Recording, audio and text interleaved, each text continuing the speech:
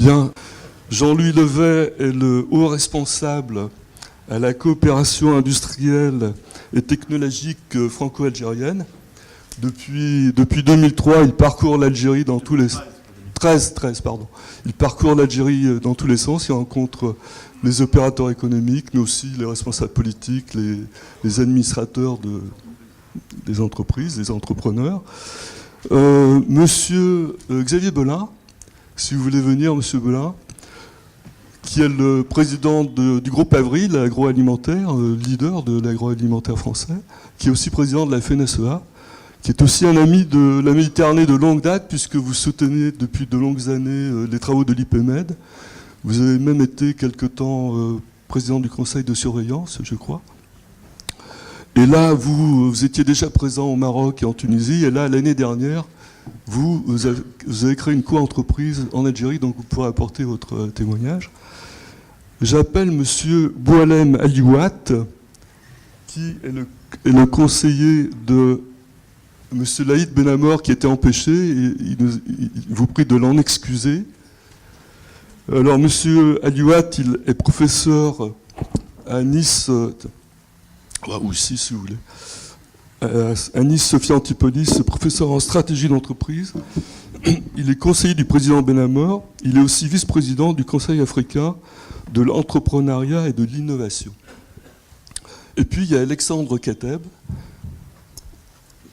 qui est un jeune économiste, toujours jeune mais déjà de grande renommée, qui a accompli une mission de conseil auprès du Premier ministre Abdelmalek Sellal à propos des réformes de la loi de finances 2017, en fin d'année 2016, et qui est encore régulièrement consulté avec d'autres experts par le Premier ministre algérien.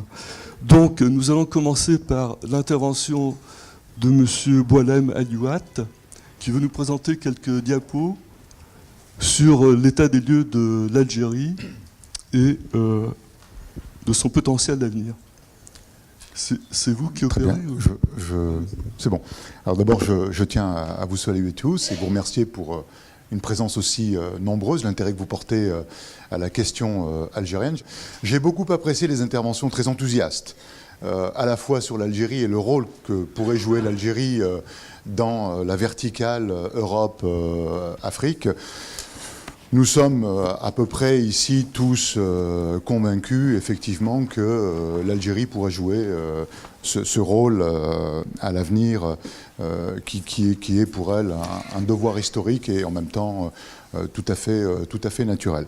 Alors ce qui est prévu ce matin, c'est que dans un premier temps, on parle plutôt des réalités d'aujourd'hui et des ambitions pour demain.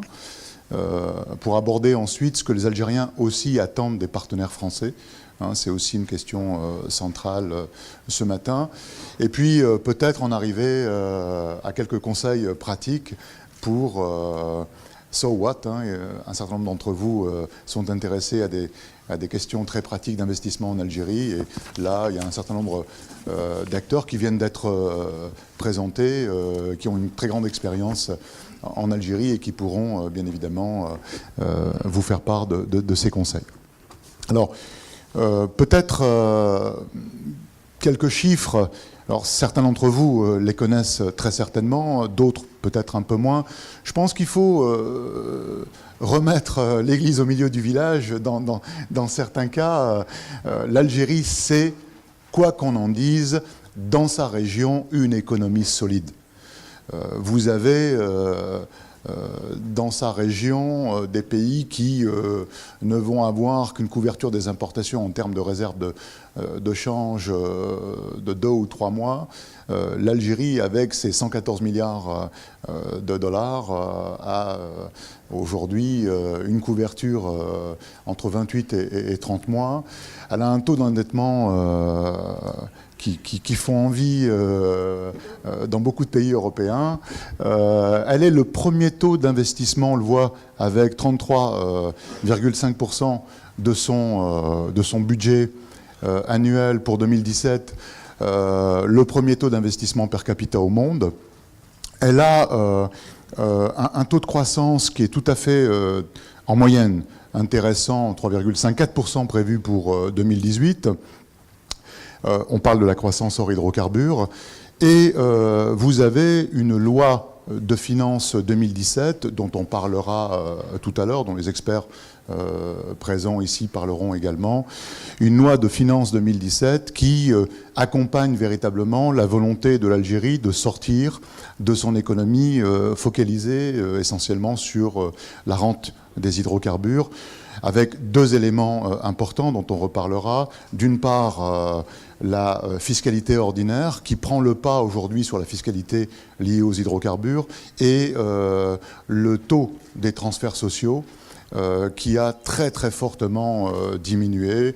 On est aujourd'hui à 24%, on était à entre 50 et 60% encore en 2013. Donc une économie qui est en train de radicalement évoluer, se diversifier et en train de devenir beaucoup plus attractive pour des entreprises étrangères. En l'occurrence, ici, nous parlons précisément des entreprises françaises. Alors, deuxième élément important, je pense qu'il faut aussi noter, indépendamment que ce soit que l'Algérie est une entreprise, une économie solide, c'est aussi une économie excessivement cadrée. Alors, je le dis, ça peut paraître complètement candide, mais de temps en temps, il faut le préciser. Ça n'est pas une zone de non-droit, ça n'est pas un pays complètement désorganisé d'un point de vue institutionnel. Les entreprises françaises, je pense que Xavier Belin, Alexandre Kateb ou Jean-Louis Levet vous en parleront, sont accompagnées, encadrées. Vous avez un certain nombre d'institutions en Algérie qui accompagnent les entreprises françaises, qu'il s'agisse des banques, qu'il s'agisse de chambres de commerce, qu'il s'agisse d'organisations patronales, etc. Certes, il y a peut-être encore à construire, à bâtir un organisme algéro-français des affaires pour, bien évidemment, encore améliorer et accompagner le volume d'affaires à venir. Mais il y a un cadre légal, il y a un foncier industriel qui a été libéré, il y a véritablement aujourd'hui toute une plateforme qui fait de l'Algérie, je dirais, une place d'investissement complètement sécurisée. Donc ça, c'est important de le signaler. Je pense que ça permet de lever quelques fantasmes parfois. Alors, celles qui parlent le mieux de l'Algérie sont les entreprises qui sont implantées en Algérie, les entreprises françaises, j'entends. Vous avez des taux de croissance moyens en Algérie qui sont entre 8 et 12%. Et pour certaines, des taux qui sont même indécents, j'en parlerai. Vous avez une potentialité de contractualisation importante pour des TPE et des PME. On parlera tout à l'heure de l'Algérie de demain et de ses projets. Et là, je pense qu'il y a un boulevard pour des investisseurs, qu'il s'agisse de grandes, de petites, moyennes ou de TPE. Une balance commerciale avec la France qui est l'une des meilleures pour la France. Elle est très positive. Donc on a ici véritablement une verticale créatrice de valeur entre la France et l'Algérie. Encore une fois, ce sont des éléments qu'il est important de rappeler. Si on regarde un peu les taux de croissance de certaines entreprises emblématiques françaises implantées en Algérie, elles-mêmes reconnaissent que ce sont des chiffres records dans leur EBITDA global. Vous avez 11,7% de croissance en 2016 pour Renault, avec 35,6% de part de marché. Renault ayant complètement joué le jeu de la colocalisation industrielle et ayant été récompensé en retour en matière de co-développement. 74% en moyenne pour le groupe Accor-Hôtel, bon, qui est en phase, je dirais, de très forte croissance en Algérie, puisque tout était à faire en matière d'hôtellerie. Mais on a des taux de croissance très importants. Si on prend le cas de Lafarge Holcim, on a une très très forte contribution à l'EBITDA global de 28%. de l'Algérie. Et Lafarge reconnaît que l'Algérie est l'un des 4 ou 5 pays qui explique en grande partie ce chiffre important. Total est entre 10 et 15% de croissance à l'année. Et on ne parle ici que de grandes entreprises emblématiques. On pourrait dire à peu près la même chose des PME, PMI qui aujourd'hui sont implantées en Algérie. Donc je sais qu'on a l'habitude de ne parler que des problèmes. Hein, vous savez, c'est une caractéristique qui est à la fois propre aux Algériens et aux Français, mais il faut aussi de temps en temps rappeler quelques chiffres qui sont la réalité, et les chiffres sont têtus. Ici, en l'occurrence, la situation est beaucoup plus favorable qu'on ne le pense. Alors, peut-être qu'avant d'aborder les secteurs et les opportunités de demain, les projets sur un certain nombre de secteurs, et vous verrez qu'il y a énormément de potentiel, je vais peut-être repasser la parole à... Merci, professeur. Moi, je vais tempérer un peu votre propos. Ce n'est pas pour être négatif, c'est juste pour rappeler quelques chiffres quand même. Dans votre première image, vous avez montré 114 milliards d'euros les réserves de change. D'accord ? Mais c'est à peu près pareil. Vous avez juste oublié de dire qu'il y a 2 ans, elles étaient à 190 milliards. Donc elles ont fondu à peu près de moitié en 2 ans. Pourquoi ? Alors je répondrai à ça.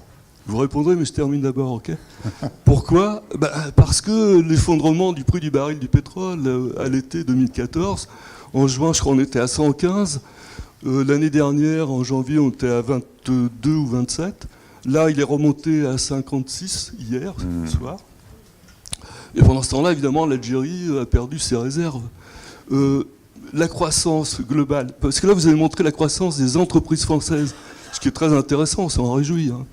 Entreprises françaises en Algérie. Mais la croissance algérienne, c'est 3,6. C'est super, vu d'Europe. Sauf que ça ne suffit pas. L'inflation est à 5,2 en 2016. Et puis, le chômage a augmenté aussi. Donc tout ça, c'est pas pour être critique, parce que justement, il y a un effet paradoxal de cet état de choses un peu dépressif, on va dire. C'est que, alors M. Benhammer aurait été là, je lui ai rappelé son propos, c'est que justement, il y a une force de progrès, on va dire, de modernisation en Algérie. C'est le monde de l'entreprise, les patrons du privé, le FCE, le Forum des chefs d'entreprise, qui poussent pour qu'il y ait des réformes. Et des réformes qui seraient bien utiles pour la prospérité du pays. Et là, je vais passer la parole à Alexandre Kata, parce que vous avez dit, s'il veut bien, vous avez dit aussi que le budget social avait été raboté. Au contraire, il a augmenté de 0, quelque chose dans la loi de finances 2017. Et je voudrais demander à Alexandre, qui est donc à conseiller le Premier ministre sur la loi de finances 2017, de nous parler justement du débat sur les réformes, comment vous avez pu faire avancer les choses, comment aussi, sans doute, il y a des choses qui n'ont pas pu avancer. Si vous voulez bien apporter votre témoignage, Alexandre, merci. Merci beaucoup, merci de m'avoir invité à cette réunion. Donc, avant de rentrer vraiment dans le détail de la loi de finances 2017, je crois qu'il faut resituer un petit peu le cadre général dans lequel on se place, et notamment comprendre un petit peu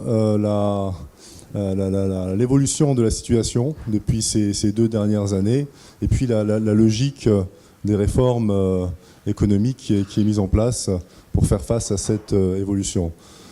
Donc je dirais d'abord que la situation, effectivement, d'un point de vue économique, s'est caractérisée par un choc brutal à l'été 2014 avec l'effondrement des prix du pétrole.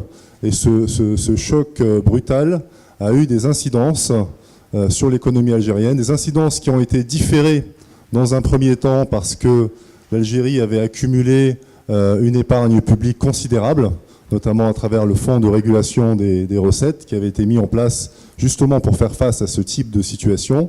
Et donc l'État a puisé dans ce fonds de régulation des recettes pour combler le manque à gagner en termes budgétaires et fiscaux, et poursuivre un certain nombre de projets pour ne pas casser la dynamique de croissance.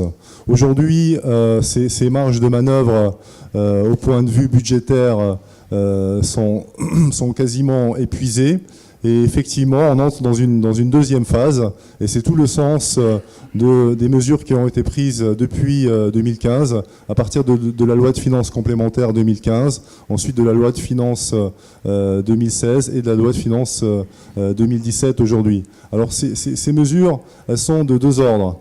D'abord, ce sont des mesures qui sont d'ordre conjoncturel et qui visent à atténuer l'impact du choc massif subi par l'économie algérienne sur les finances publiques et sur la balance commerciale, et puis de manière, disons, induite sur la croissance et sur l'emploi. Donc ces mesures conjoncturelles, elles ont visé tout d'abord à limiter les importations, et notamment établir un certain nombre de quotas sur un certain nombre de postes d'importation importants, que ce soit les véhicules, que ce soit les matériaux de construction, et que ce soit un certain nombre de produits aussi qui ne sont pas jugés prioritaires.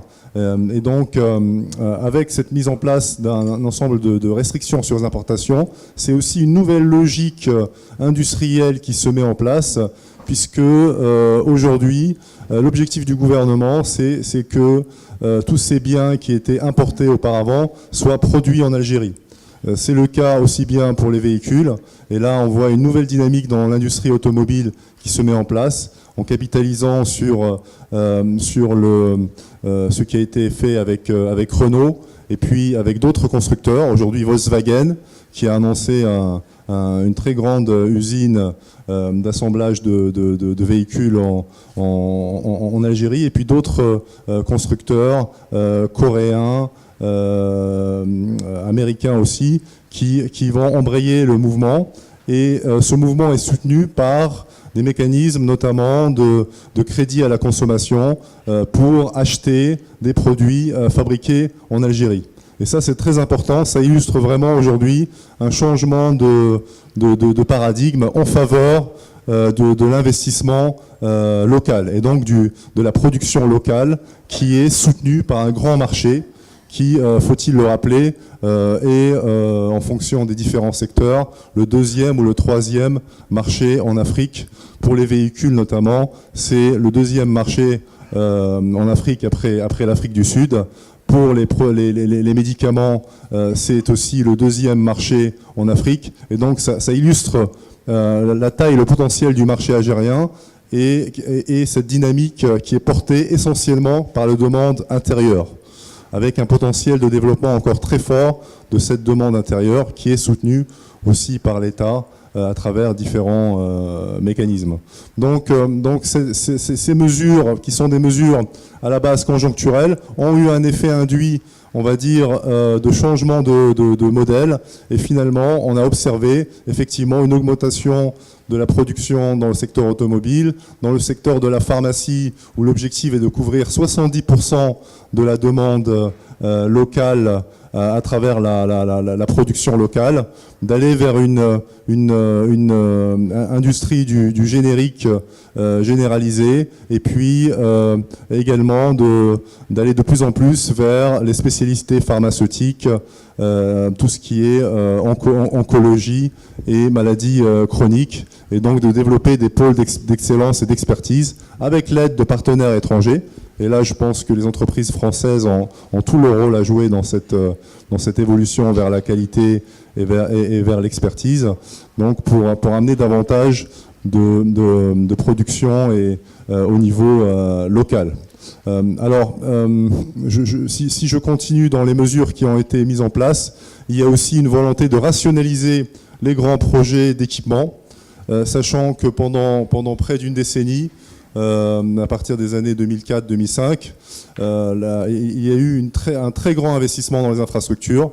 De l'ordre de 500 milliards de dollars ont été investis dans différents projets, dans certains emblématiques, comme l'autoroute Est-Ouest, qui aujourd'hui connecte toutes les grandes villes du pays, et qui a considérablement facilité le trafic et le transit de marchandises entre les différentes parties du pays, qui a unifié aussi le marché, puisqu'avant vous aviez des productions qui étaient vendues dans différents endroits, mais qui n'étaient pas entre guillemets, transportés dans d'autres régions du pays. Donc vous pouviez avoir différentes marques de yaourts de l'Est à l'Ouest qui étaient complètement différentes. Aujourd'hui, il y a une intégration du marché et ça, c'est le résultat de cet investissement dans les infrastructures. Et je crois que ça, il faut le rappeler et il faut vraiment mettre l'accent sur cette capacité à transformer l'économie que ces grandes infrastructures ont eu.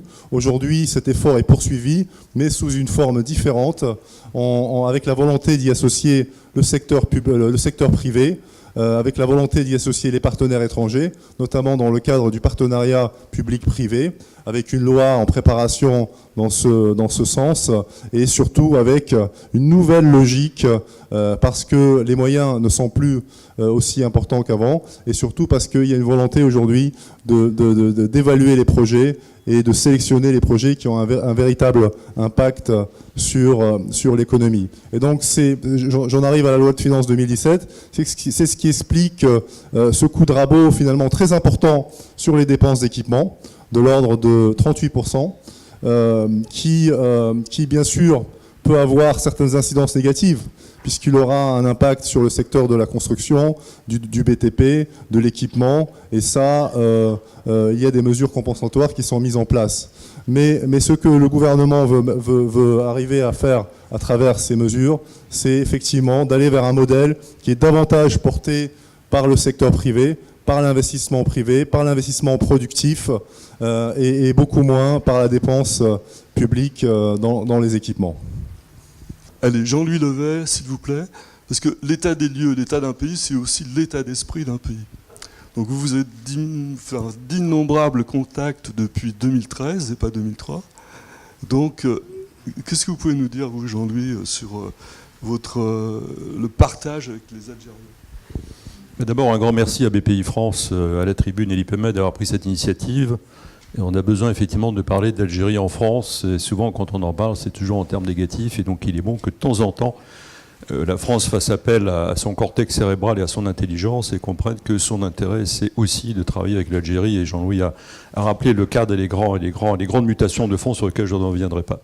Je vous ferai simplement un retour modeste d'expérience, puisque effectivement, depuis 3 ans, en tant que haut responsable, ma mission s'inscrit dans la déclaration de coopération que les 2 présidents ont signée en décembre 2012. Et donc ma mission, bien sûr, consiste à aller en permanence sur l'ensemble du territoire algérien à la rencontre des entreprises, des universités, des clubs d'entreprise. J'en tire trois enseignements. Premier enseignement, en Algérie, il y a dans tous les domaines du développement économique et social des besoins qui sont considérables et qui sont finançables. Tous les grands domaines de la ville durable, par exemple. En Algérie, vous avez 40 millions d'habitants aujourd'hui, il y en aura 50 dans les 15 prochaines années. Vous avez une très grande concentration des populations tout le long de la Méditerranée. Et donc, il est très important pour l'Algérie de faire en sorte que les villes sur les hauts plateaux et dans l'arrière-pays, eh bien, les populations puissent se territorialiser. Donc ça, c'est un premier point qui est important. Tout ce qui touche la ville durable, avec tous les secteurs autour, efficience énergétique, etc., sont vraiment importants. Il y a bien sûr tout le domaine de l'agriculture qui est fondamental. L'agriculture, première et deuxième transformation. C'est un pays qui a un potentiel agricole considérable. Sa balance commerciale dans ce domaine est encore largement déficitaire, de près de 40%. Donc l'Algérie en fait une priorité, et nous savons combien nous avons en France un écosystème dans ce domaine qui est extrêmement important. Et bien sûr, Xavier Belin en parlera mieux que moi. Il y a également tout le domaine de l'énergie. L'Algérie est tout à fait consciente qu'il lui faut réaliser dans les 30 prochaines années une transition énergétique et écologique. Donc il s'agit bien sûr à la fois de moderniser ces grands groupes que sont Sonatrach et Sonelgaz, mais aussi de les orienter vers les énergies renouvelables. Et ça, c'est un point évidemment extrêmement important. Plusieurs dizaines de milliards de dollars sont prévus pour investir dans les prochaines années, et le gouvernement algérien se fixe 30% de NR dans son portefeuille énergétique dans les prochaines années. Donc ça aussi, c'est un facteur important pour à la fois nos grands opérateurs dans ce domaine et les ensembles de TI et de PME françaises qui travaillent dans ces domaines, et je pense notamment aux milliers de start-up françaises qui se créent depuis des années et qui sont déjà à l'international. Il y a également tout le champ du numérique. Le numérique est très important en Algérie, d'abord parce que c'est un territoire gigantesque, 4 fois, 5 fois la France, donc ça permet de gagner du temps sur le plan géographique, de communiquer entre entreprises, entre universités, entre villes. C'est aussi une façon de moderniser les structures productives de l'Algérie, mais aussi la sphère publique, qui bien sûr en a besoin. Et le numérique et la culture du numérique, bien sûr, est essentielle pour permettre à l'Algérie de passer, on va dire, d'une économie très centralisée et entière à une économie déconcentrée, décentralisée et entrepreneuriale. Et puis vous avez aussi tout le domaine des transports, bien sûr, qu'ils soient ferroviaires, aériens, et puis tout le domaine de la santé, bien sûr. 40 millions d'habitants, 550 hôpitaux à moderniser en Algérie. Donc là, vous avez dans ces grands domaines du développement humain des besoins qui sont très importants. Et donc c'est aussi à nous, Français, à comprendre ces besoins, à faire un minimum de veille active. Le deuxième enseignement que j'en tire, c'est que, M. Mignot l'évoquait à l'instant, c'est que je rencontre les 3 ou 4 fois par mois où je suis en Algérie, je rencontre toujours des entrepreneurs. Je ne parle pas de l'économie informelle, qui est encore un sujet important en Algérie, qui pèse entre 30 et 40% du PIB algérien. Mais à côté de l'économie informelle, vous avez une économie concurrentielle réelle avec des centaines de PME et d'entreprises de taille intermédiaire qui peuvent aller de 50 personnes à 6 000 ou 10 000 personnes pour les plus grands groupes. Et ces entreprises, aujourd'hui, elles sont présentes sur l'ensemble du territoire algérien. Trop souvent, nous, Français, avons tendance, quand on va en Algérie, on prend l'avion le matin à Alger, on rentre le soir. Donc ça, c'est fini. C'est comme quand on allait à Bruxelles dans les années 90, on pensait changer l'Europe, en arrivant le matin à 7h, en repartant à 17h. L'Algérie, c'est pas 4G, c'est toute la partie ouest. C'est Oran, Sidi Bel Abbès, Mascara, Saïda et les hauts plateaux. C'est les hauts plateaux du centre, avec Sétif, qui est la deuxième grande agglomération Algérie, avec des industriels, agricoles, industriels extrêmement importants. Toute la zone est, Constantine, Guelma, la Kabylie évidemment, avec Akbout, Tizi Ouzou, Béjaïa, et puis tout l'arrière-pays, Ouarglar, Gardaïa, etc. Donc il faut bien voir que ces entrepreneurs aujourd'hui sont vraiment dans les 3 grandes géographies d'Algérie, à la fois en bord de mer, sur les hauts plateaux et dans l'arrière-pays. Donc à nous de comprendre cela, de mieux saisir la géographie industrielle et productive de l'Algérie pour comprendre que ça peut être aussi important d'aller sur les hauts plateaux, d'aller dans l'arrière-pays, ne serait-ce que parce que les terrains sont très bon marché, le foncier, beaucoup d'efforts sont faits de la part du gouvernement algérien dans ce domaine et on a vraiment les moyens d'y aller. Ces entrepreneurs algériens aujourd'hui, ils sont dans une démarche qualité. Ils ont parfaitement compris qu'il leur fallait à la fois maîtriser des flux de production, innover, avoir des labels, pour demain à la fois répondre à la concurrence de plus en plus forte et exporter sur l'Afrique. Ils ont compris aussi qu'il faut entrer dans une logique de compétences. Donc la formation, et c'est évidemment la première priorité de ma mission, est évidemment essentielle pour eux. Troisième caractéristique, ces PME algériennes sont très souvent des PME à structure familiale, comme bon nombre d'ailleurs de nos PME. Ça veut dire que ces familles, depuis 20 ans, 30 ans, investissent sur le long terme. Ils ne sont pas obsédés par le ROE du vendredi après-midi ou du cours de bourse. Donc ils investissent sur le long terme, malgré, ou je dirais, malgré ou grâce, je ne sais pas, à l'incertitude de l'économie mondiale qui est évidemment de plus en plus forte. Et en plus, ils ont des ressources financières. Xavier Belin pourra en parler mieux que moi. Tous les entrepreneurs que je rencontre et qui travaillent avec des entreprises françaises, qui sont demandeurs de travailler avec des opérateurs français, souvent payent en cash pour développer leurs produits. Donc ça, c'est un deuxième enseignement qui est extrêmement important. Il y a toute une nouvelle génération aujourd'hui aussi d'entrepreneurs algériens, d'entrepreneurs et d'entrepreneurs algériens, qui ont entre 20 et 30 ans, qui sortent d'université, qui sortent des écoles d'ingénieurs et qui aujourd'hui créent leur entreprise. Et il est important que nos PME, mais aussi nos grands groupes, interviennent en amont des processus. Quand je vois certains groupes américains, que je ne citerai pas dans Internet, qui sont hyper présents et qui sont capables, à Biskra, à Tougourt ou à Oran, de venir financer des développements de start-up algériennes, alors que nous regardons ça de très loin, il faut faire attention, parce que les enjeux, ils se jouent aujourd'hui, et ils se jouent en amont. Il ne faut pas arriver en aval. Il faut faire aussi le pari de l'Algérie en amont. Évidemment, les structures existantes, BPI France, Business France, d'autres chambres de commerce et d'industrie Alger sont là évidemment pour vous aider. Le troisième enseignement que je constate sur le terrain, c'est, on en parlait tout à l'heure, en 2 mots, c'est la politique économique que le gouvernement algérien essaie de mettre en œuvre depuis quelques années. Sur le terrain, je la vois à travers 3 axes.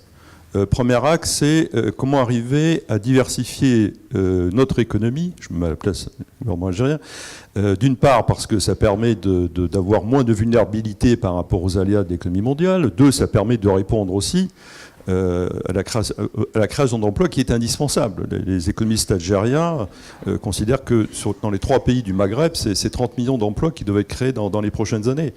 L'Algérie a fait un énorme effort de massification aussi dans les universités. Et donc il faut que ces universités aient une interface avec le marché du travail et puissent permettre d'allouer leurs étudiants sur un marché du travail actif, avec un tissu d'entreprise actif, donc le plus diversifié possible. Le deuxième point, c'est la modernisation de la gouvernance de la sphère publique. Donc là, il y a un travail très important qui doit être fait sur les processus de décision. Il faut décider, ensuite il faut que ces décisions puissent se mettre en œuvre. Le ministre de l'Industrie, M. Bouchouareb, il y a encore un an, à une rencontre économique ici en France, soulignait que sur 100 argent décidés, parfois 10 ou 15, 20 étaient simplement investis. Donc il y a un gros travail aujourd'hui sur les processus de décision.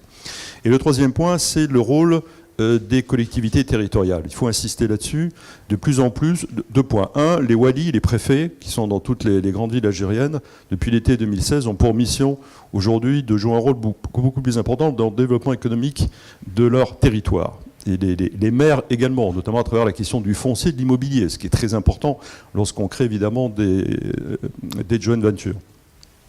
L'autre enjeu, c'est le fait que la loi d'orientation des PME, qui est sortie, je crois, le 11 janvier dernier, met aussi l'accent sur le rôle central des collectivités locales. Donc vous avez un État historiquement très centralisé, très déconcentré, aujourd'hui qui est conscient qu'il faut qu'il se déconcentre et qui donne plus de pouvoir aux collectivités locales. Et ça aussi, pour les entrepreneurs français qui vont dans ces territoires, voir le Wali, voir l'administration locale, en relation avec l'entrepreneur, c'est évidemment un enjeu important. Donc voilà 3 enseignements que moi je tire.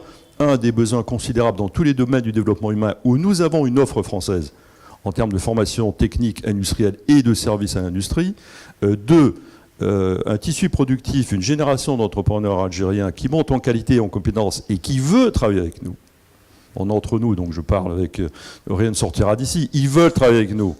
Pas tellement avec les Chinois. Ils commencent à en avoir assez des Chinois. Les produits contrefaits, vous sortez d'Alger sur Blida, vous voyez des centaines d'épiceries qui vendent des produits contrefaits.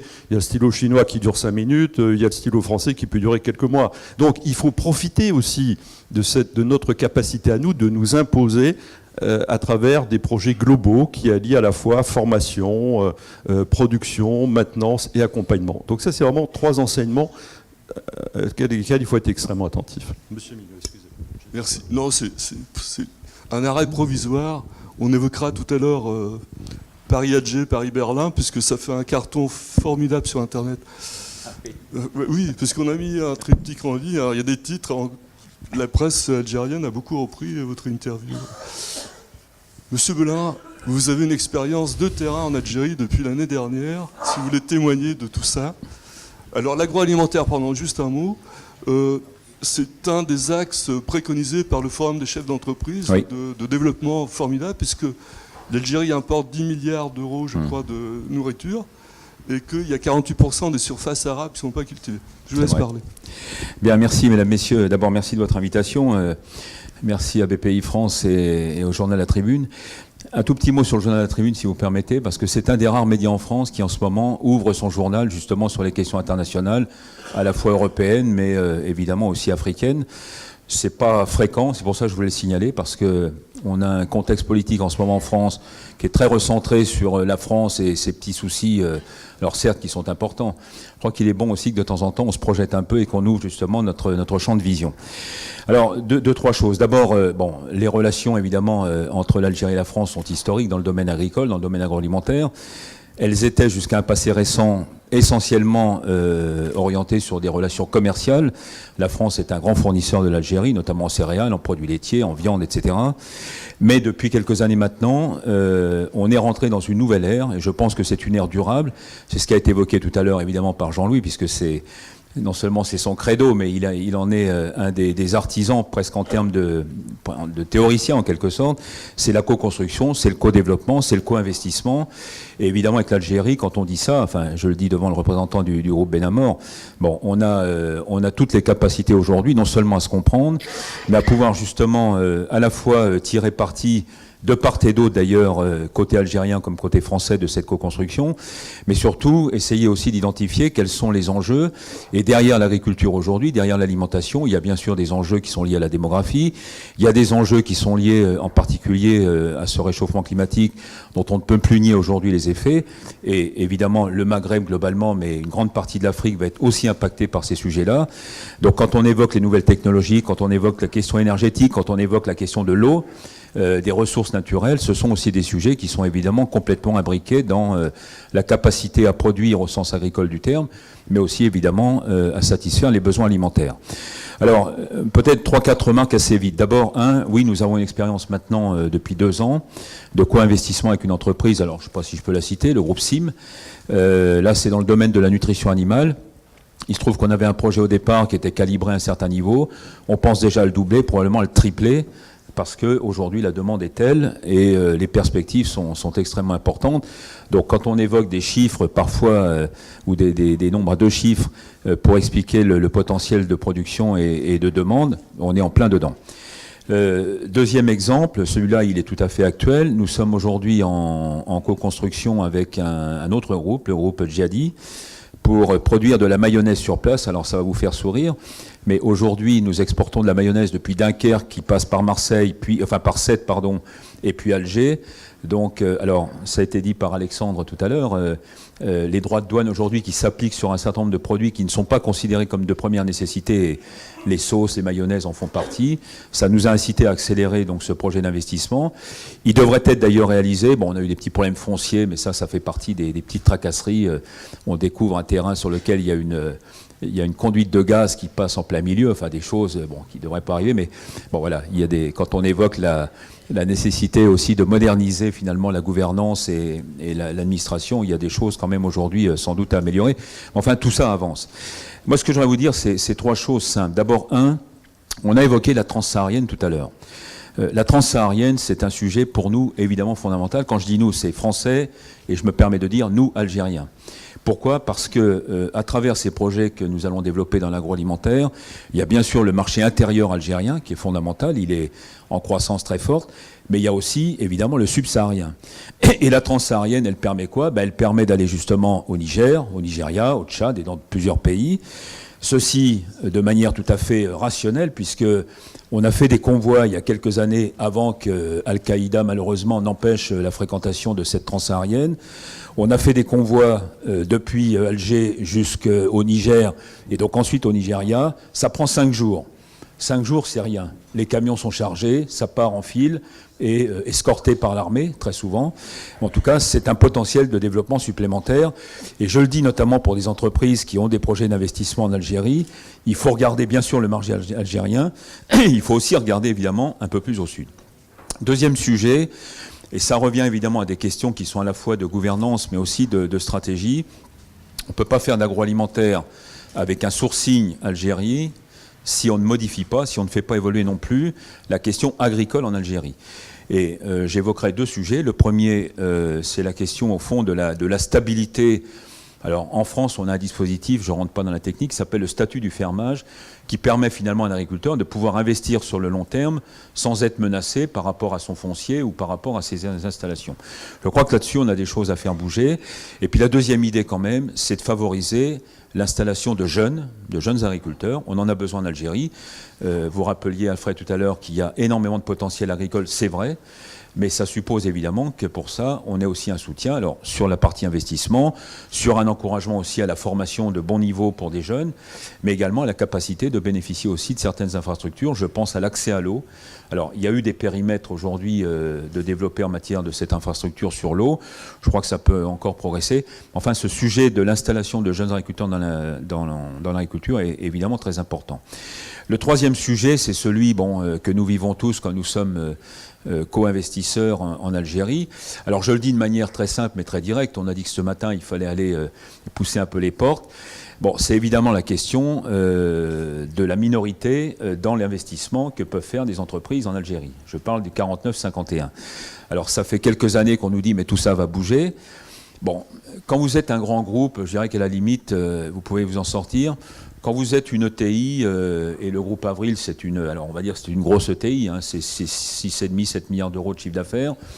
C'est pas un grand groupe, mais on voit bien qu'à certains moments, on est peut-être un peu gêné par cette configuration du 49-51. Est-ce que ça bougera ou pas? En tout cas, c'est une vraie question. Je ne sais pas si elle est limitative en tant que telle. Elle peut être limitante quand on n'a jamais investi en Algérie.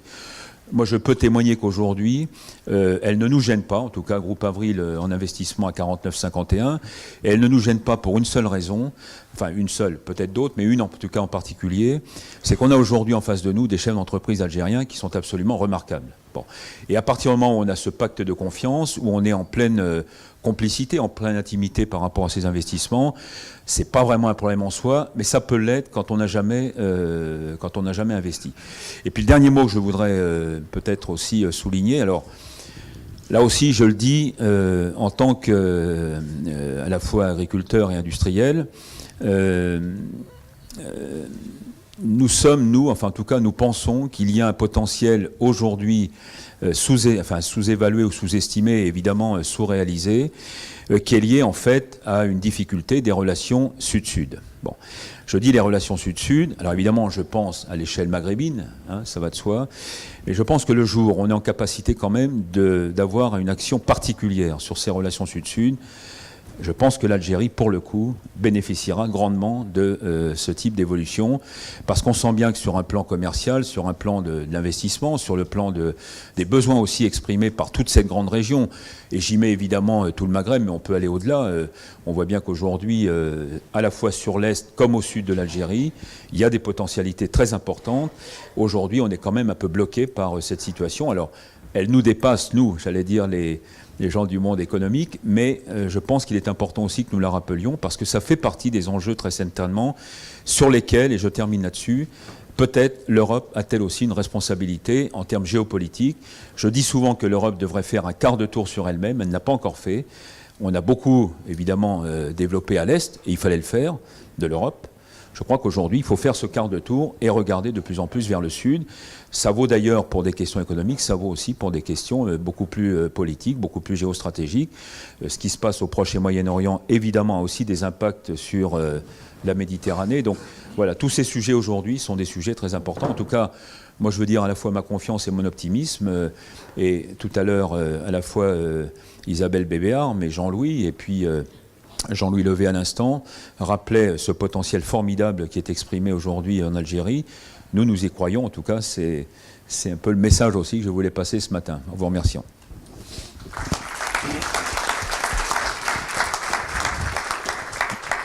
Merci, M. Belin, pour la persévérance de votre engagement en faveur du Sud. Car je suis témoin. En 2012, Jean-Louis avait organisé une conférence, vous étiez déjà là. Donc, alors, vous avez évoqué la règle du 49-51. Je vais laisser M. Aliouat répondre, mais je vais juste dire un mot d'abord.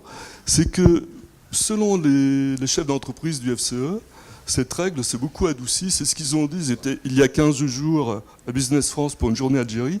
Et qu'il y a des pactes d'actionnaires qui permettent aux minoritaires, finalement, d'avoir des droits de vote augmentés, quoi. Mais on va revenir donc à...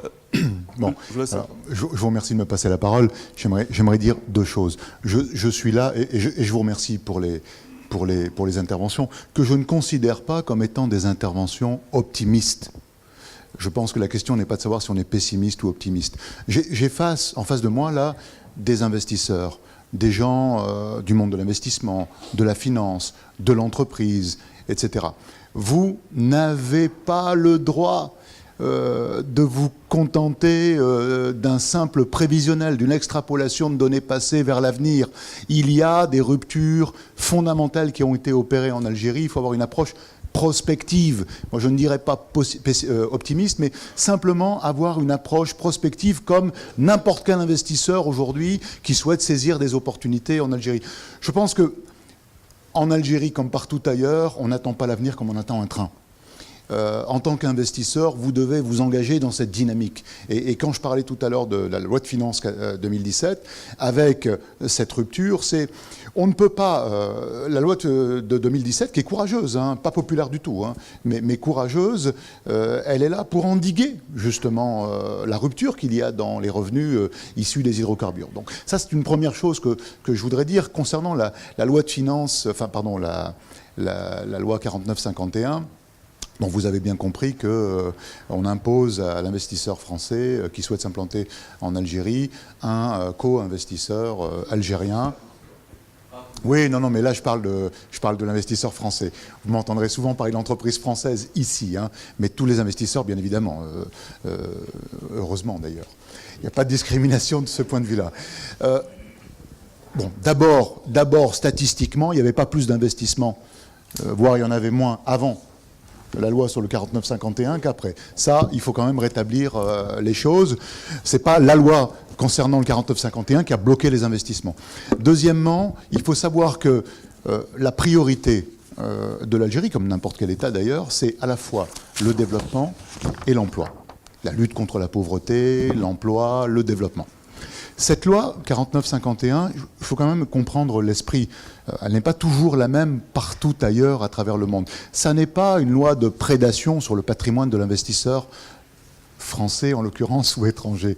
Ça n'est pas une loi de prédation. C'est une loi qui est faite pour, je dirais, favoriser l'intégration locale dans les processus de production, opérer des transferts de compétences, des transferts de technologies, etc., etc. Bon, et durablement. Donc, c'est la raison pour laquelle, au même moment que l'on instaurait cette règle de la 49-51, il n'y a pas eu de modification des règles du Code du commerce concernant ce qu'évoquait tout à l'heure Alfred Mignot, c'est-à-dire qu'il est possible, pour un investisseur français, par exemple, d'avoir un double droit de vote, d'organiser l'organisation des pouvoirs à peu près comme il l'entend au sein de l'organisation. Autrement dit, il ne perd pas le pouvoir. La difficulté du 49-51, c'est surtout d'identifier le partenaire idoine en Algérie. Et vous l'avez bien dit, nous, on a trouvé des gens formidables, etc. Beaucoup d'entreprises françaises, aujourd'hui, plutôt que de se rendre en freelance et un peu à l'aventure, passent par des cabinets, passent par des banques pour identifier des partenaires qui soient apporteur d'une valeur ajoutée. Donc ça me semble important de le noter. Ça n'est pas une loi de prédation sur le patrimoine de l'investisseur. Pas du tout. On est dans une logique de développement, de co-développement, etc. C'est d'un certain point de vue assez cohérent. Même si, souvent d'ailleurs, les entrepreneurs de plus petites entreprises ont beaucoup de mal, parce qu'on est dans une relation intuitus personae très forte, et ont beaucoup de mal à se faire à l'idée d'avoir un partenaire algérien, ce qui n'est pas le cas des grandes, qui n'ont aucun problème de ce point de vue-là, globalement. Et c'est la raison pour laquelle je pense que les choses ne sont pas dites clairement, mais on est bien dans cette logique de co-développement souhaitée. Donc voilà ce que je voulais dire de... Très bien. Justement, co-développement, coproduction. Au programme était prévu un point, ce qu'attendent les Algériens des partenaires français. Voilà, alors peut-être qu'on peut rapidement évoquer dans la prospective justement... je pense que quand la volonté politique existe, les moyens suivent. En l'occurrence, aujourd'hui, et c'est un tournant, il existe une véritable volonté politique, volonté des instances gouvernementales, d'instaurer un certain nombre de projets qui vont apparaître là. Je voulais les aborder par secteur très rapidement, mais pour vous expliquer qu'il y a aujourd'hui en Algérie un certain nombre de priorités qui sont définies par secteur. En l'occurrence, l'efficacité énergétique, je les aborde dans un ordre qui ne sera pas celui de la présentation tout à l'heure, mais les clusters, enfin, j'en parlerai, les milieux innovants, l'économie numérique, l'agro-industrie, l'agriculture et l'agro-industrie, l'investissement en infrastructure, même s'il y a eu quelques coupes sombres dans les investissements en termes d'équipement, ça reste quand même un pays d'investissement dans les infrastructures, l'économie du tourisme et des services, l'internationalisation et puis ce que veut devenir l'Algérie, c'est-à-dire un hub africain. Là, l'Algérie attend de ses partenaires qu'elle s'inscrive dans cette dynamique. Ce n'est pas l'Algérie, l'État algérien seul qui fera, mais la volonté politique existe. Les cadres ont été définis. Il existe un programme, ce qui n'était pas le cas dans les années précédentes. En l'occurrence, ici, on le voit bien dans le cadre de l'agriculture, il y a une véritable libération du foncier dans le domaine agricole.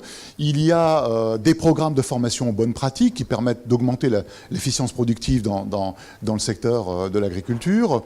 On va vers plus de sécurité alimentaire au sens quantitatif du terme et vers une qualité nutritionnelle. Là aussi, il y a des coopérations et du co-développement possible et souhaité avec des savoir-faire français. Vous avez aujourd'hui un territoire qui, depuis 1980, a fortement évolué en termes d'investissement et développement agricole. Aujourd'hui, un peu à l'image d'autres secteurs industriels, l'objectif de l'État algérien, c'est de pouvoir développer par des bonnes pratiques justement ces potentiels agricoles sur des territoires beaucoup plus importants qu'ils ne l'étaient. Ça, c'est un véritable défi. Ce qu'attendent les Algériens par rapport à ce secteur-là, c'est des transferts effectivement de compétences, du co-développement dans ce domaine-là. C'est à peu près vrai dans tous les secteurs. L'Algérie, c'est un pays qui est assez fortement digitalisé. On a une économie numérique qui a été priorisée. Il y a un programme e-Algérie 2013 qui a donné des résultats. On est quand même dans un réseau de fibre optique de plus de 50 000 km et qui arrose, qui irrigue à peu près toute l'Algérie du nord au sud. Donc il y a un vrai potentiel aujourd'hui d'investissement numérique, d'investissement dans la digitalisation et de l'économie et des infrastructures. Voilà ce qu'attendent les Algériens. Concernant les énergies renouvelables, l'Algérie ne veut pas faire des énergies renouvelables pour faire des énergies renouvelables et à la limite, dans un premier temps, compte tenu du fait qu'elle est producteur d'énergie fossile, on peut présupposer qu'elle n'avait aucun intérêt à se lancer dans les énergies renouvelables. L'idée, c'est qu'aujourd'hui, vous avez à peu près 40% de la production du gaz algérien qui est mis dans la production d'électricité en Algérie, ce qui est bien évidemment complètement inconcevable pour une économie saine. L'idée, c'est que progressivement, et on parle d'efficacité énergétique, donc il y a aussi, dans l'efficacité énergétique, il y a aussi les bâtiments intelligents, donc là aussi, il y a du transfert de technologie, il y a du transfert de savoir-faire du nord vers le sud, c'est des questions de pollution aussi, parce que des boues et des stations d'épuration permettent aussi de produire des biogaz, etc. L'idée, globalement, ce n'est pas de sortir d'une politique de la rente, mais d'avoir une politique de la rente qui est beaucoup plus intelligente. Je résume rapidement. En 2030, l'idée, c'est de passer au moins à 27% de production nationale d'électricité via des énergies renouvelables. Mais dans un modèle qui est celui-ci, c'est finalement en remettant bon là c'est le programme simplement, le plan d'action 2020 qui a été défini compte tenu des potentiels, notamment éoliens et solaires algériens. Je pense que les slides pourront être mis à la disposition de tout un chacun, puisqu'elles vont un peu vite. Mais l'idée vous l'avez sur votre droite, c'est qu'on réinjecte, on remet du gaz. Aujourd'hui, il faut savoir que l'Algérien, le citoyen algérien paie son gaz 24 fois moins cher qu'un Suédois, entre 10 et 15 fois moins cher qu'un Européen ou qu'un Nord-Américain. En remettant du gaz sur le marché à l'international, vous remettez du gaz sur un marché qui vous rémunère davantage et qui, par conséquent, en contrepartie d'apports, je dirais, de compétences, peut financer aussi vos investissements en matière d'énergie renouvelable.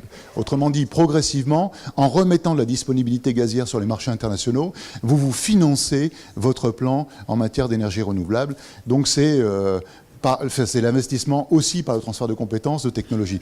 Donc vous voyez comment on peut, sans bousculer cette logique de la rente, c'est un pays comme la Norvège, comme beaucoup d'autres pays, qui a une rente, mais elle peut l'utiliser beaucoup plus intelligemment. Et c'est ce qui se cache en réalité derrière ce programme en matière d'énergie renouvelable. Donc il y a bien évidemment une attente très forte des Algériens vis-à-vis d'investisseurs européens, français, étrangers dans ce domaine-là. Et c'est vrai à peu près pour tous les domaines. Vous avez aujourd'hui, en France, on connaît bien les systèmes de production localisés, les pôles de compétitivité. L'Algérie, aujourd'hui, comme à peu près tous les grands pays industriels, souhaitent se développer dans des dynamiques territoriales. Donc on est sur de l'innovation en réseau, et l'innovation en réseau à l'échelle internationale. Il ne s'agit pas de référencer, de contenir, de circonscrire l'innovation à des zones algéro-algériennes. Donc on est bien dans des réseaux internationaux. On le voit sur les cyberparcs avec un projet national. C'est vrai aussi pour les 9 espaces de programmation économique définis. Et c'est ça qui est intéressant en matière de prospective, c'est que les programmes existent, la loi existe, ce qui n'était pas le cas il y a quelques années. La volonté politique n'était pas formalisée, elle l'est aujourd'hui. Mais l'Algérie seule ne fera pas, n'atteindra pas ses objectifs si elle ne le fait pas dans le cadre d'un partenariat, notamment avec son partenaire privilégié qui est la France. En réalité, la France, c'est ça, je dirais presque son partenaire historique. C'est évident, quoi qu'on dise, les Algériens regardent la France et la France regarde l'Algérie, quoi qu'on dise. Et je suis ici devant un parterre de responsables qui sait très bien de quoi je parle. Et le système est toujours le même. On a un grand nombre de secteurs d'activité qui ont été définis et qui irriguent maintenant l'ensemble du pays. Ça, c'est le programme. Ça, c'est l'Algérie de demain. Ça, c'est ce qu'attendent les Algériens, des partenaires français en l'occurrence. Toujours dans ce même schéma. Hein. C'est vraiment le système de production localisée, parc d'activité.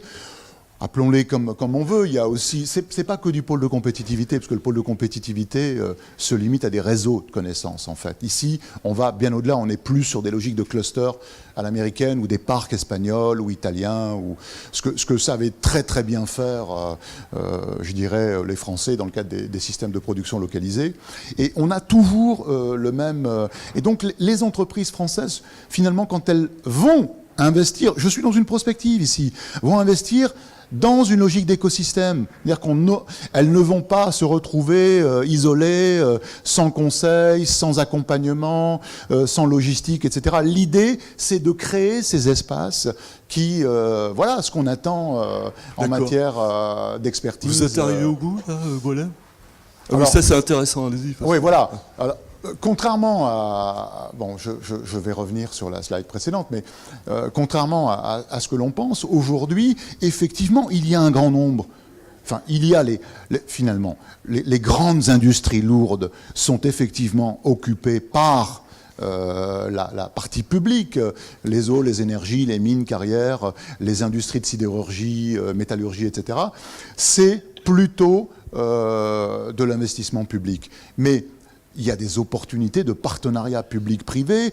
On parlait tout à l'heure de la loi qui va effectivement émerger en matière de partenariat public-privé. Je vous signale que même en France, il n'existe pas de loi consacrée spécifiquement au partenariat public-privé, puisqu'on utilise des coquilles, notamment la concession, le service public, etc., qui existent déjà. Ici, il va y avoir une loi, donc une véritable détermination politique à instaurer des partenariats public-privés, et puis des joint ventures, des opportunités de co-développement avec des entreprises privées à peu près dans tous les autres secteurs.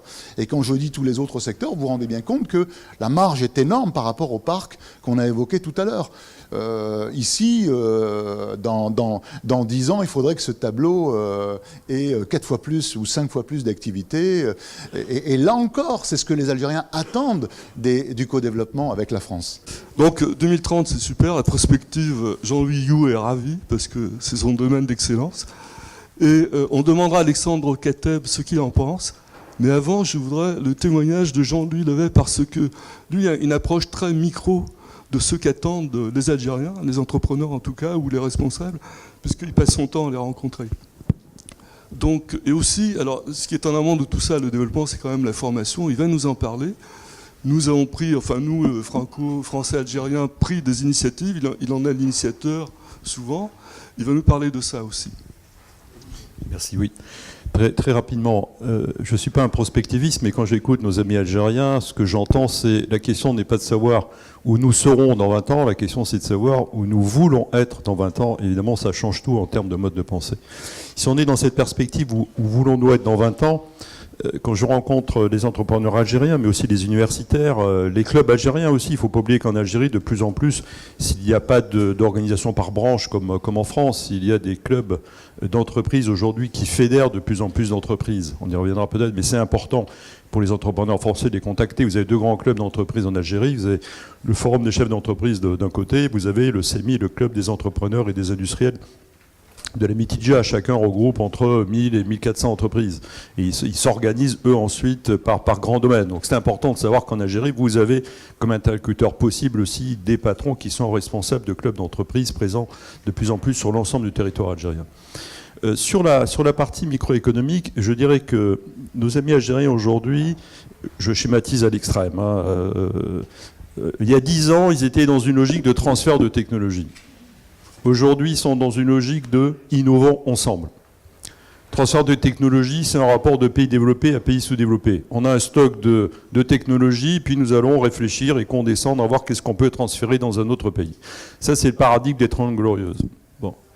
Ça, c'est fini aujourd'hui dans la logique de mondialisation, où sur l'échiquier des États-nations, on a effectivement un binôme France-Algérie qui est naturel et que nous devons construire. Donc pour ça, il faut innover ensemble.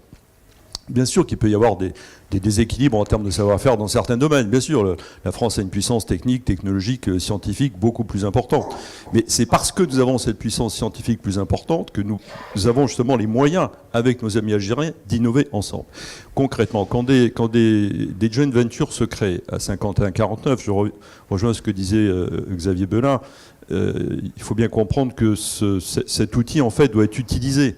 Il faut se dire que parce que j'ai un partenaire à 51%, à partir du moment où je choisis le bon partenaire, il va m'aider à comprendre le marché algérien. Il fait déjà de la veille, il fait de la veille active, il fait de l'intelligence économique, il sait se mouvoir dans l'environnement administratif, il connaît les collectivités locales, il connaît son marché, il a les réseaux de distribution. Et donc en fait c'est un gain de temps considérable et la relation de confiance peut se créer assez vite si on est dans cette logique de innover ensemble. Je prends quelques exemples de ces 2 dernières années que nous avons initiées dans le cadre de la mission. Et je vais prendre exprès des cas de start-up et de PME, puisque effectivement pour les grands groupes, c'est plus aisé. Je vais prendre une petite start-up de 5 personnes qui s'appelle IP3 Group, qui est implantée dans la région lyonnaise. C'est une entreprise qui a inventé une nouvelle technologie qui consiste à faire des machines pour fabriquer des palettes en carton.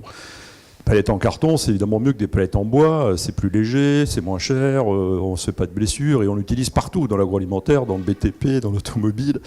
Bon, et donc on les a rapprochés dans le cadre de la mission d'un partenaire que j'avais rencontré à Agbou en Kabylie, le groupe Batouche, qui est dans l'agroalimentaire. Ils se sont vus, ils ont passé 6 mois à se comprendre, à expliquer la stratégie l'un de l'autre. IP3 Group est venu à Agbou plusieurs fois. Les gens d'Agbou, Agbou est entre Béjaïa et Tizouzou, sont venus à Lyon. Il y a eu plusieurs mois de travail, d'échange, la confiance progressivement s'est construite. Et au bout d'1 an, ils ont défini un premier plan d'action qu'on a d'ailleurs signé au comité mixte économique franco-algérien. Il y en a un par an. Et aujourd'hui, ils sont dans une logique où ils vont produire entre 300 et 400 000 palettes en 2017. Alors ça se traduit à la fois côté algérien bien par une maîtrise technologique dans les prochaines années. Côté français, pour IP3 Group, c'est une internationalisation, parce que paradoxalement, c'est souvent le cas, ils ont trouvé en Algérie un partenaire industriel qui n'arrivait pas à trouver en France, parce qu'ils étaient trop petits, et ça a permis de créer une dizaine d'emplois aujourd'hui dans la région lyonnaise. Donc on est typiquement dans le schéma de Jean-Louis de colocalisation et de coproduction, où coproduire en Algérie permet aussi de créer des emplois en France. Et c'est bien l'objectif. L'objectif, c'est pas de délocaliser massivement et de vider la France de ses emplois, bien entendu. Un deuxième exemple, Piriou est une grosse entreprise de taille intermédiaire à Concarneau qui, comme vous le savez, fait des chalutiers, fait des bateaux de pêche depuis très longtemps. C'est une PME à structure familiale en partie cotée en bourse. Ils ont des chantiers au Nigeria, au Vietnam. Et lorsque je les ai rencontrés, on a parlé ensemble. Ils savent qu'il y a des chantiers, notamment à Tibaza, de construction de bateaux de pêche. Ben, là aussi, pendant 1 an, ils ont échangé. Les uns sont venus à Concarneau, les autres sont venus à Tibaza. Ils ont fait un travail normal entre chefs d'entreprise. Et au bout d'1 an d'échange, eh bien, ils ont construit un plan d'action. Et aujourd'hui, il y a une JV Piriou au chantier de Tipaza, 51-49. Aujourd'hui, ils ont revu entièrement les flux de production du chantier, le type de production, le management, le processus de production, l'innovation. En fait, tout ce qu'attendent des entreprises algériennes, des entreprises françaises, c'est-à-dire la capacité à mieux innover, à faire en sorte de passer d'une entreprise qui parfois est assez traditionnelle, taylorienne, à une entreprise en flux tendu, en développant le numérique. Et là, on a un autre exemple dans un secteur dit traditionnel, mais qui est colossal, parce que l'Algérie a 1500 km de côte, elle achète essentiellement ses poissons de l'extérieur, et donc là, il y a évidemment un enjeu de développement qui est absolument considérable, avec toute la filière, évidemment, qui peut aller derrière.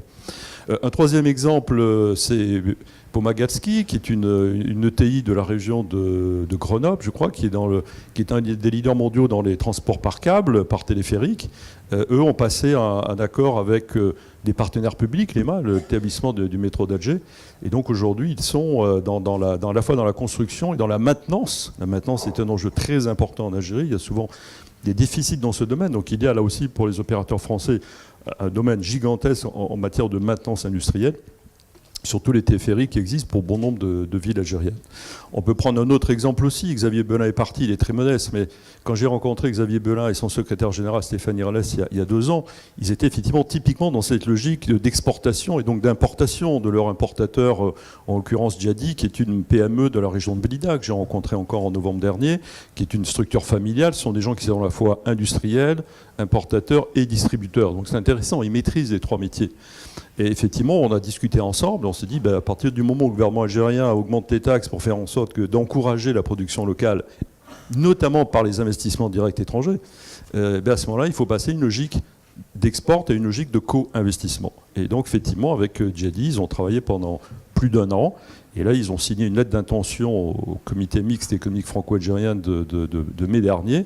Et aujourd'hui, ils sont en train, j'étais chez eux en décembre, dans l'acquisition du terrain, dans la construction de l'usine. Et donc, ils vont construire une usine qui va faire des condiments. Alors certains pourraient dire, ah ben oui, il vaudrait mieux faire des hélicoptères que des condiments. Oui, mais c'est aussi de la création d'emplois. C'est aussi des opérateurs, des techniciens, des ingénieurs algériens qui vont développer ce type de ligne de production. Et puis ils ont développé aussi avec le groupe SIM qui est à l'ouest de Blida, un triplement de la production en matière de nutrition animale que j'ai visité aussi. Ce groupe SIM fait aussi le pari du long terme et de l'investissement. Et quand vous visitez cette entreprise, les machines les plus modernes, qui sont souvent allemandes, italiennes, n'ont rien à envier aux usines les plus modernes en France. Alors la question de la formation est un enjeu fondamental parce que les entrepreneurs algériens ont compris qu'il fallait passer d'une logique de qualité à une logique de compétence. Jusqu'à maintenant, comme parfois en France, la formation est souvent considérée comme une dépense. Ils sont de plus en plus nombreux à comprendre que c'est un investissement. Alors dans le domaine de la formation, il y a plusieurs initiatives qu'on a prises, à la fois à la demande du gouvernement algérien, à la demande des entreprises algériennes. Par exemple, il y a 4 projets d'école que le ministère de l'Industrie voulait initier. Ma démarche dans ma mission étant toujours non pas de leur dire ce qu'il faut faire, mais de comprendre leurs souhaits, leurs projets, leurs besoins, de les expliciter et ensuite de mettre en face les opérateurs français. Une école des métiers de l'industrie, une école d'économie industrielle appliquée, un institut de logistique et une école de management industriel pour former notamment les cadres moyens et supérieurs du secteur public, ouvert ensuite au cadre du privé. Et donc là, par rapport à ces 4 projets d'école, on a mobilisé 4 opérateurs français, Mines ParisTech pour l'école des métiers de l'industrie, l'école d'économie de Toulouse pour l'école d'économie industrielle, l'agence des villes durables Méditerranée à Marseille pour l'institut de la logistique, et Schema, l'école Knowledge Management et d'innovation pour l'école du management industriel. Donc voilà, 4 opérateurs français mobilisés sur ces 4 projets d'école. L'enseignement, à la demande des Algériens, mon job a été d'identifier les bons interlocuteurs français pour les mettre ensuite en relation avec notamment le ministère de l'Industrie. Et donc là, il y a un énorme travail à faire parce qu'il s'agit de créer en fait des formations qualifiantes d'abord. C'est ça qui est important. Après, elles pourront être diplômantes dans un second temps, mais il s'agit d'abord de démarrer rapidement. Et là, il y a plusieurs enjeux concrètement qu'on a identifiés. La tendance était peut-être d'abord de dire on fait des écoles académiques et puis on verra les entreprises après. Donc il a fallu un long moment pour travailler ensemble, à la fois avec les opérateurs algériens et français, pour dire comment nous définissons l'ingénierie pédagogique de ces écoles en partant des besoins des entreprises. Mais quand vous posez cette question, c'est-à-dire que les entreprises doivent être capables d'expliciter leurs besoins dans les prochaines années, ce qui n'est pas évident. Donc il faut aussi qu'elles aient des processus de maîtrise, de connaissance de leur portefeuille de savoir-faire et donc de dire voilà les métiers dont nous avons besoin. besoin dans les prochaines années. Donc ça induit aussi ce type de transformation culturelle. Puis la troisième question ensuite, c'est on ne va pas construire ces 4 écoles comme ça sans synergie. Donc comment penser l'ingénierie pédagogique de ces 4 écoles sur un mode complémentaire? Les cours qu'on va donner en logistique, en institut de logistique, on va les retrouver en management industriel ou dans l'école des métiers de l'industrie. Donc c'est tout ce processus qui fait que depuis 2 ans et demi, nous y travaillons. Ça peut paraître long, mais vous voyez que derrière ces projets, en fait, c'est aussi une transformation à la fois du mode de pensée et du mode d'action de nos amis algériens avec lesquels nous travaillons. Il y a un autre enjeu, c'est le groupe Schneider, par exemple, qui a créé un centre d'excellence dans l'efficience énergétique. Et là aussi, c'est une façon pour les opérateurs français, dans ces centres d'excellence, de mettre leurs équipements pédagogiques à disposition et donc de faire connaître aussi leurs équipements pour inscrire leur image dans la durée dans le pays. Tout ça, vous l'avez en détail, 30 feuillets sur la tribune.fr. En page d'accueil, il y a le dossier L'Algérie demain. On va accélérer un peu, mais c'était jusqu'à 10h30, hein, Jean-Louis, on n'est pas en retard. Alexandre, dites-nous votre sentiment sur la prospective 2030, s'il vous plaît. Écoutez, pour moi, il n'y a pas de véritable, on va dire, dissociation entre la prospective 2030 et les besoins actuels. Hein. Je pense que mon ami Boilem a bien illustré les différentes opportunités qui existent et qui correspondent non seulement à une vision d'avenir, mais à une volonté d'arriver à un objectif et un certain nombre d'objectifs qui sont atteignables et qui sont tout à fait à la portée des Algériens. Je crois qu'il faut le redire, l'Algérie est un grand pays avec un réservoir de compétences humaines gigantesque et je crois qu'il faut sortir d'une espèce de logique parfois qu'on peut adopter souvent d'ailleurs même en Algérie d'autodénigrement parce que l'Algérien est très critique, l'Algérien est râleur et en cela il est peut-être il est relativement proche du français mais il y a aujourd'hui une prise de conscience de ce potentiel et il y a une prise de conscience du fait que ce potentiel est atteignable. Il est réalisable. Et donc aujourd'hui, il y a une approche décomplexée et je pense qu'il faut aborder le marché algérien et l'Algérie en tant que telle dans cette optique, c'est-à-dire vraiment sur un partenariat d'égalité. Il faut comprendre que l'Algérie joue un rôle très particulier pour la France, tout autant que la France joue un rôle pour l'Algérie. Je pense qu'il n'y a pas d'autres relations bilatérales aussi intenses si on regarde dans une logique nord-sud que celle qui existe pour la France en tout cas avec l'Algérie. Et donc il faut avoir conscience de cette importance stratégique de cette relation et développer dans ce contexte un certain nombre d'initiatives fortes. Ces initiatives fortes, je crois, ça a été rappelé par Jean-Louis et par Boilem, c'est la mise en place de tous ces clusters de compétences et de transfert de technologies, de tous ces écosystèmes aussi dans la formation, dans le transfert de l'expertise. Il ne faut pas avoir peur du mot de transfert de technologie. Je crois que les Algériens ont aujourd'hui un appétit très important. Il y a une nouvelle génération qui arrive aujourd'hui aux commandes des entreprises, que ce soit des entreprises publiques ou des entreprises privées familiales. Cette nouvelle génération est ouverte sur le monde. Cette nouvelle génération d'entrepreneurs a soif d'intégrer les nouvelles technologies, a soif d'intégrer les savoir-faire existants. Et je pense qu'il ne faut pas sous-estimer, on va dire, et minorer la qualité des échanges qui peuvent et qui doivent avoir lieu entre la France et l'Algérie dans ce domaine. Et j'attire vraiment l'attention là-dessus parce que parfois on a l'impression que les deux pays ne sont pas à la hauteur peut-être des enjeux qui sont importants, que Jean-Louis Guigou a rappelé également à travers cette idée de dorsale et de verticale, nord-sud.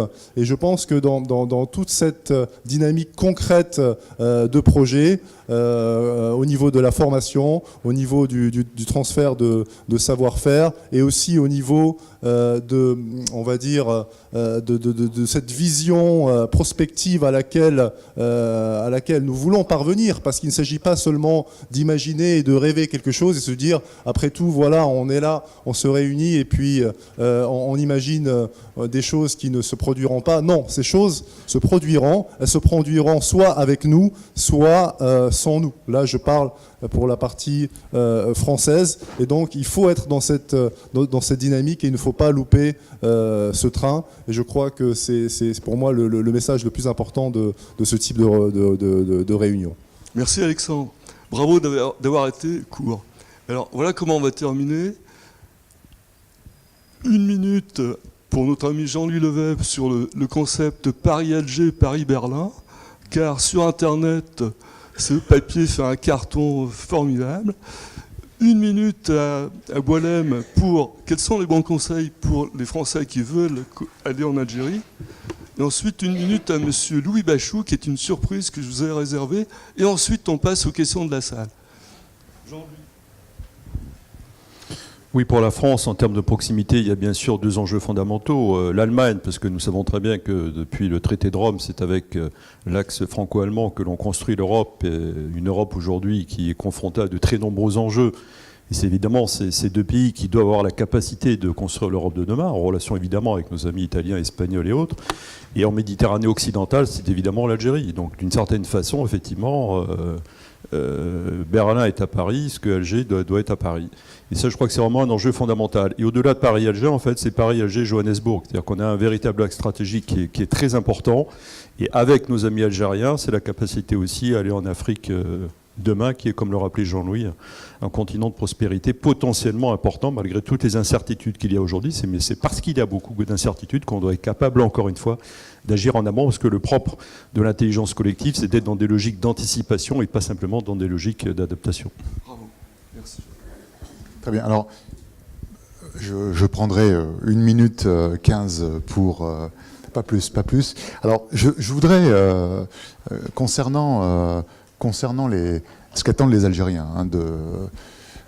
du partenaire français, et puis globalement, ce qui fait, de mon point de vue, le succès d'une relation. Je voudrais raconter simplement une petite anecdote. Lorsque je m'adresse à des entrepreneurs algériens sur la question de l'innovation, j'ai toujours cette question-là. Pourquoi est-ce que vous n'innovez pas verticalement? Vous savez, l'innovation se fait souvent verticalement. Je ne veux pas entrer dans le détail, mais si vous prenez, par exemple, je prends le secteur des agrumes au Brésil, une orange, elle est décortiquée dans tous les sens et on en tire des cosmétiques, des produits agro et toutes sortes de produits. Et puis, on a même développé de l'innovation logistique suite à cette activité. Pourquoi est-ce que vous n'investissez pas dans l'innovation et verticalement? Alors, il y a toujours les réponses, je dirais, comparables à celles qu'on aurait pu avoir en France. Oui, la réglementation n'est pas suffisamment incitative, ou on ne finance pas suffisamment, mais c'est pas seulement ce qui attire mon attention. Il y a 2 éléments qui attirent mon attention. C'est dans les relations avec nos partenaires étrangers. 1, nous n'avons pas de lisibilité. 2, notamment durable, et nos partenaires ne comprennent pas les réalités locales. Le marché algérien, les marchés africains ne sont pas forcément des fractales des marchés européens. Il est important, de bien connaître, d'identifier les besoins en local, donc de s'inscrire véritablement et de manière, je dirais, archéologique dans l'identification d'un besoin du marché algérien avec le partenaire algérien. Et 2, il faut s'inscrire dans la durée. La pérennité. Tout à l'heure, Xavier Belin disait, avec cette relation pérenne qu'on a avec le groupe SIM, on a suscité des vocations pour de jeunes agriculteurs, etc. Les entrepreneurs algériens ont besoin d'une visibilité, ont besoin d'une durabilité, d'une pérennité de relation. Bien souvent, ils vous disent, ils travaillent avec moi, ensuite ils se trouvent un autre partenaire, et moi je me retrouve. Alors qu'est-ce qu'ils font? Eh bien, à chaque fois qu'ils gagnent 3 sous, ils investissent ailleurs. Et en fait, on a à chaque fois de l'investissement de subsistance, de l'investissement qui se diversifie, mais qui n'a aucune consistance d'un point de vue industriel ou d'un point de vue économique profond. Et ça n'est pas bon pour la France, parce qu'elle a en face d'elle, finalement, une économie qu'elle n'arrive pas à hisser à la hauteur de ses propres compétences, de ses propres perspectives. Ça, il faut hisser aussi l'Algérie, mais aussi toute l'Afrique, à la hauteur de ce que fait, qui correspond à ce que fait, aux compétences françaises. Ça, c'est très important. La durabilité et puis vraiment l'identification d'un besoin. Puis là, vous avez, bien évidemment, ce que je considère comme étant le basique pour réussir en Algérie.